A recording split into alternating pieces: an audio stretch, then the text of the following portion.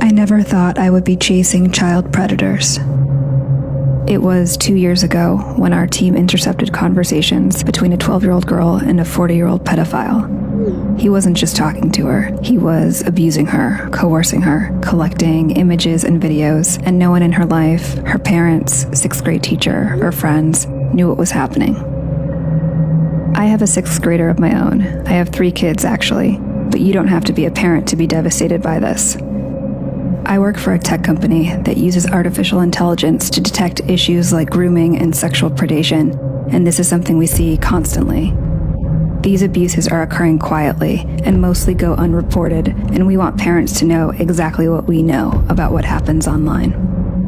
So we made a plan. A man has been arrested for allegedly raping a 15-year-old that he met over Snapchat. Instagram has become the #1 social TikTok media is site. at the top of the free download We've also seen firsthand the predatory symbiotic relationship that exists between Instagram and Snapchat. We would create a fictitious 15-year-old girl, complete with a believable social media identity, put her online, and document how long it would take for a predator to approach her. But creating a person out of thin air is complicated. We needed photos, but we knew we couldn't use an actual teenager. It would have to be someone on our team. I'm 37, but our graphic designers assured me that with the wonders of photo manipulation, they could magically make me look over 2 decades younger. We bought clothes and accessories, studied body language and facial expressions. We methodically covered and edited signs of aging, wrinkles, weight shifts, and stretch marks. Meanwhile, we coordinated with federal, state, and local law enforcement. Then we built a story around her, a history, a family, a social circle. Libby was born in 2004 and is a sophomore who recently moved to Indiana. We created multiple online accounts for Libby, prominently displayed her age, and posted typical teen content. We even created virtual friends for Libby who would comment on her posts. With everything in place, we would launch the project, give it a few months, and see if anyone would buy it. So we hit the button, and Libby went live.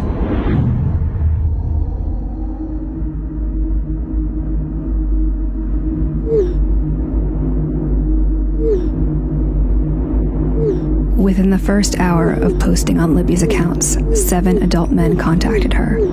By the end of 9 days, that number was 92. The conversations ranged in severity from making sexual comments to sharing and requesting explicit photos and videos to manipulation and threats.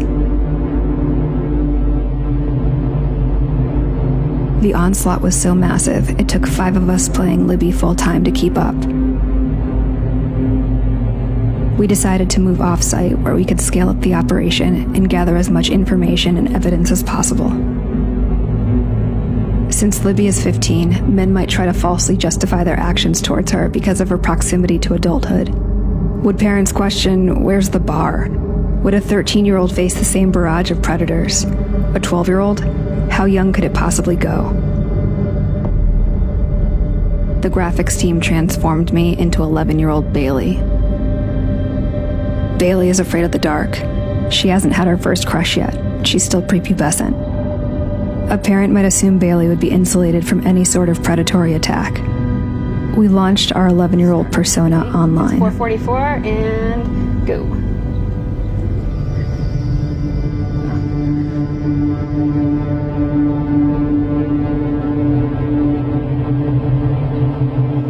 One like from a guy whose profile photo is a penis. So let's say 1 minute and 7 seconds. We have a message request. Although sorry, 2 more requests just came in. How much time? 1 minute and 40 seconds? Yeah. How old are you? You go to the profile, you know that is a child. It also says in the profile that the child is in 6th grade. Another one. It's just lighting up, like the inbox is just boom, boom, boom, boom.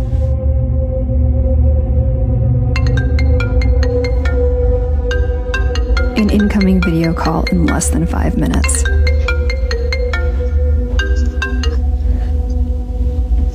I can't see you. Don't be shy. They all say don't be shy. Few parents know just how dangerous these platforms are for so many kids, so we brought some on site so they could see for themselves. 11-year-old Bailey's persona was approached with an even more disturbing level of manipulation and requests.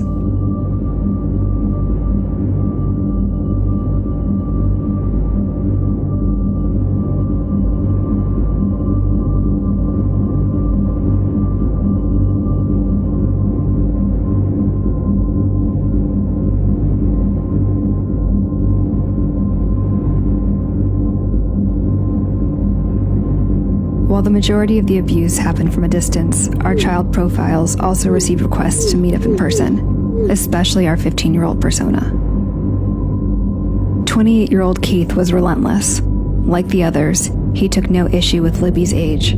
He shared explicit videos of himself. He treated the virginity of an underage girl as a prize to be stolen. It was a tough decision, but if Keith wanted to meet Libby in person, we would let him. We synced up with our law enforcement contacts, and within 24 hours, we were on the ground and ready to meet. We already had evidence of what he had done online, but was he willing to carry things out in real life? We knew 37-year-old me attempting to pass for 15-year-old Libby would be a challenge. But I would wear a hat, a lot of makeup, and a big sweatshirt, and see if he showed up.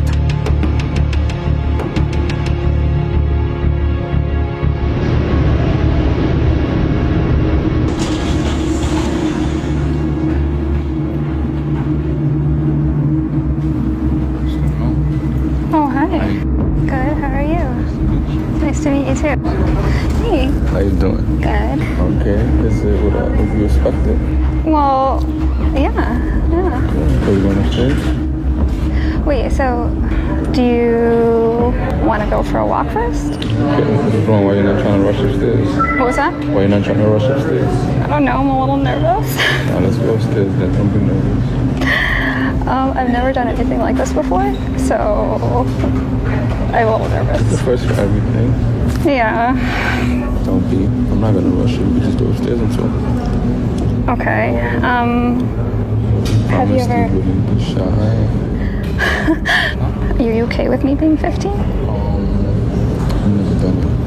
Oh. But it's okay. I like to gentle, make you comfortable. I don't want to just get all the feeling and just, you know what I'm saying? Are you hungry? I'm trying to dodge it. Let's go upstairs. Cyber tips coming in from the National Center for Missing and Exploited. Bark turns over these potential child predators to the National Center for Missing and Exploited Children. Using the app has led to arrests like this one in Florida last year. The brutal reality is that a predator doesn't have to be in the same room, building, or even country to abuse a child. Libby and Bailey may not be real, but they represent countless children who are being sexually and psychologically abused, both online and in real life. I think about how I would have felt as a young, impressionable child. I would have kept the abuses to myself for fear of being shamed and blamed. I would have suffered with it, secretly and quietly. Hi, Mama. Hi, did you have a good day? Yeah. Mama? Yeah. I was wondering, so in 2 more days you're gonna come back? That's right. Okay. I love you. I love you too. Our work has led to numerous arrests, but it's a drop in the bucket. Our work, nor the work of law enforcement or legislation, will ever be able to protect children as well as engaged parents and guardians can. When asked, my advice for parents is to talk to your kids early and often, know what apps they're using and with whom they're communicating. When facing crisis, kids need a soft place to land. Make sure they know they can come to you for help.